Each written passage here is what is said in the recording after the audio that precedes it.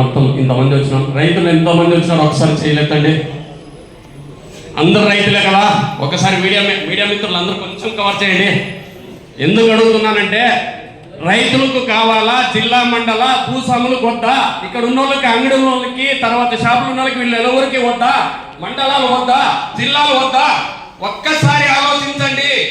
మనము ఈ ఒక ఆదోని మండల పునర్విభజన భాగ్యస్వామ్య సమావేశానికి వచ్చింది కేవలం ఇంతమందినా? మనకొక్కరికైనా కావాల్సింది మనం ఒక్కడే లాభపడుతున్నామా? ఒక్కసారి మనం విలేజ్ నుంచి మండలానికి, మండలం నుంచి జిల్లా వరకు ఒక పేషెంట్ని తీసుకోపోవాలంటే మనకి ఇక్కడ నుంచి కర్నూలు జిల్లా ఉండేది 110 కిలోమీటర్. సార్ ఒకసారి నోటెడ్ సార్, 110 కిలోమీటర్. ఎంతో మంది దావులోనే చనిపోతున్నారు. దీన్ని గుర్తించండి సార్. మన ఊర్లో పెద్ద 30 పడకల హాస్పిటల్, దాన్ని తగ్గించి 10 పడకల హాస్పిటల్గా తయారు చేసినారు. అక్కడ ఇంతవరకు కాన్పులు జరగడం లేదు.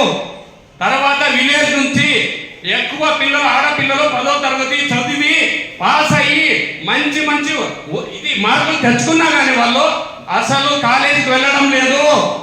మనకు ఇక్కడే జిల్లా అయితే, మన ఆదోని జిల్లా అయితే అన్ని కాలేజీలు వస్తాయి, హాస్పిటల్స్ వస్తాయి, మన పేషెంట్లు బాగుపడతారు, తర్వాత ప్రజలు బాగుపడతారు, భూస్వాములు మీరు బాగుపడతారు.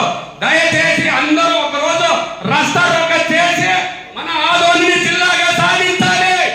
పెద్దారివనం ఒక్కటే అడుగుతున్నారు. పెద్దారివనంలో సగం మంది దాకా ఇక్కడ మనము మండలం కావాలని వచ్చినాం.